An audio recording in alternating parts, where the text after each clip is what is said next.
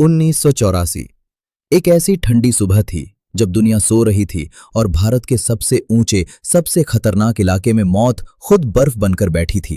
हिमालय की गोद में फैला एक सफेद रेगिस्तान, सियाचिन ग्लेशियर, जहां सांस लेना भी जंग है, जहां हवा नहीं चुभती, काटती है, और जहां एक छोटी सी गलती इंसान को हमेशा के लिए बर्फ के नीचे दबा देती है।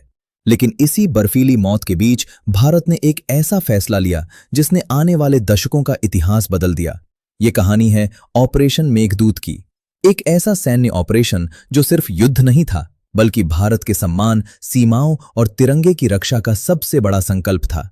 और सच कहें तो अगर भारत ने यह ऑपरेशन नहीं किया होता तो आज सियाचिन भारत का हिस्सा नहीं होता। शायद भारत की सबसे ऊंची सीमा दुश्मन के हाथों में होती और देश हमेशा के लिए एक ऐसी हार झेलता जिसका दर्द पीढ़ियां महसूस करतीं। सियाचिन ग्लेशियर, ये नाम सुनते ही लोग सोचते हैं बर्फ, ठंड और हिमालय, लेकिन सच्चाई ये है कि सियाचिन दुनिया का सबसे ऊंचा युद्ध क्षेत्र है। एक ऐसा इलाका जहां तापमान -40 से -60 डिग्री तक चला जाता है, जहां बंदूक से ज्यादा खतरनाक दुश्मन होता है मौसम, बर्फीले तूफान और ऑक्सीजन की कमी। वहां इंसान का शरीर खुद से लड़ने लगता है, खून जमने लगता है, उंगलियां सुन्न हो जाती हैं और कई बार बिना गोली चले ही सैनिक शहीद हो जाते हैं। लेकिन फिर भी सियाचिन सिर्फ बर्फ का मैदान नहीं था, बल्कि भारत की रणनीतिक सुरक्षा का एक बेहद महत्वपूर्ण हिस्सा था, क्योंकि यह इलाका भारत और पाकिस्तान के बीच एक ऐसी जगह पर है जहां से आगे चीन की सीमा भी पास पड़ती है। यानी अगर यह इलाका दुश्मन के हाथ चला जाता तो भारत को दो तरफ से खतरा बन जाता। 1970 और 1980 के दशक में पाकिस्तान की नजर लगातार सियाचिन पर थी, क्योंकि उस समय सियाचिन की सीमा रेखा यानी LOC को नक्शों में ठीक तरह से चिन्हित नहीं किया गया था। समझौते में सिर्फ इतना लिखा था कि LOC NJ 9842 नाम के पॉइंट तक जाती है और उसके बाद उत्तर की ओर जाती है। लेकिन उत्तर की ओर का मतलब क्या? यही वो लाइन थी जिसे पाकिस्तान अपने फायदे के लिए इस्तेमाल करना चाहता था। उसने धीरे धीरे दुनिया के नक्शों में यह दिखाना शुरू कर दिया कि सियाचिन उसके नियंत्रण में है। विदेशी पर्वतारोहियों को परमिट देकर वो दुनिया को यह संदेश देने लगा कि यह इलाका पाकिस्तान का है, और कई विदेशी टीमों को सियाचिन की तरफ भेजकर उसने अपने दावे को मजबूत करने की कोशिश की।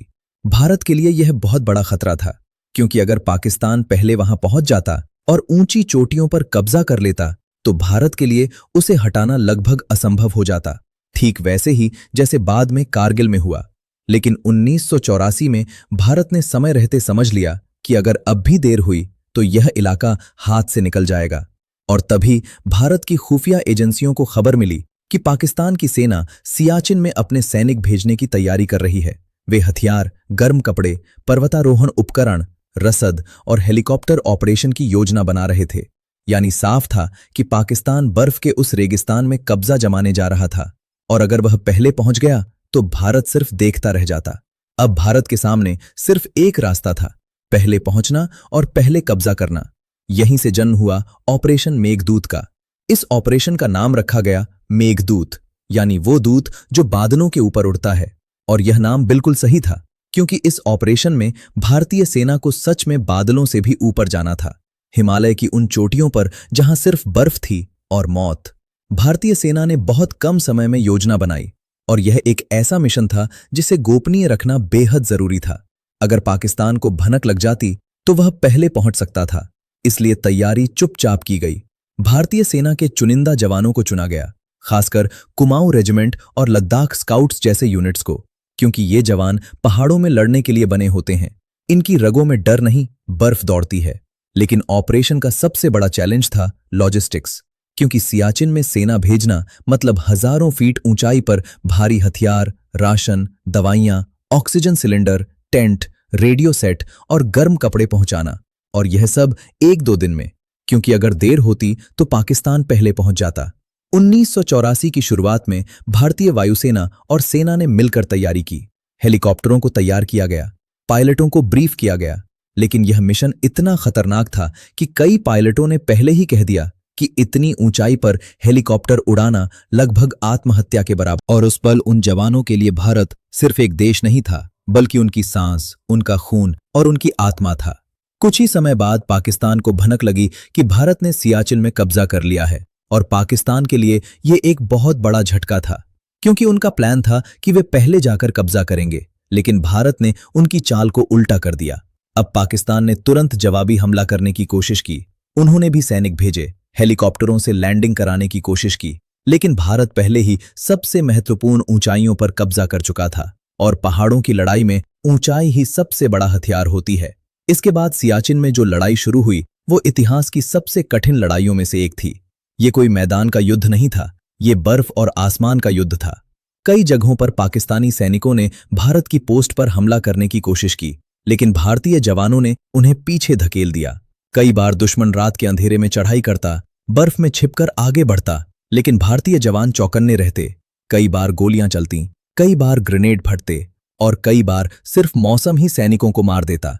सियाचिन की लड़ाई में सबसे ज्यादा शहीद गोली से नहीं बल्कि ठंड से हुए, क्योंकि वहां एक सैनिक अगर गलती से भी दस्ताने उतार दे तो उंगलियां जम जाती हैं। अगर जूते के अंदर पानी चला जाए तो पैर गलने लगते हैं।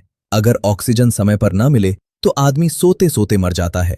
फिर भी भारतीय जवान वहां टिके रहे, क्योंकि उनके पीछे भारत था और आगे दुश्मन। सियाचिन में एक पोस्ट से दूसरी पोस्ट तक जाना भी मौत का रास्ता होता है। कई बार जवान रस्सियों के सहारे चलते, कई बार ग्लेशियर की दरारों के ऊपर से गुजरते, और कई बार बर्फ के नीचे छिपी दरारों में गिरकर हमेशा के लिए गायब हो जाते।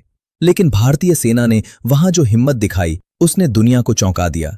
दुनिया ने पहली बार देखा कि भारत का सैनिक केवल लड़ाई नहीं लड़ता बल्कि प्रकृति को भी चुनौती देता है।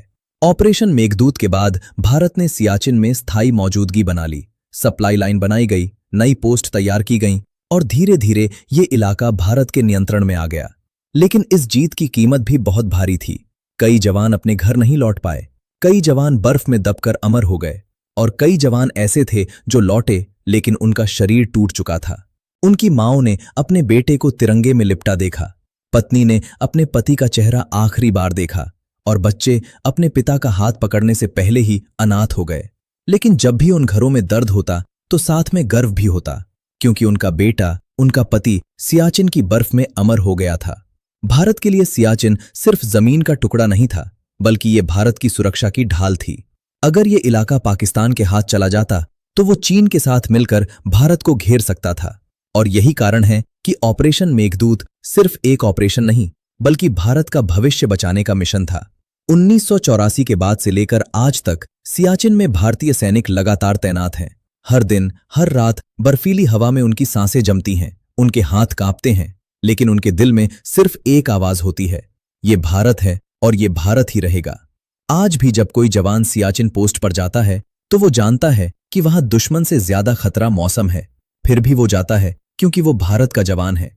और शायद यही कारण है कि ऑपरेशन मेघदूत को भारत के इतिहास का सबसे साहसी और सबसे अनोखा सैन्य अभियान माना जाता है।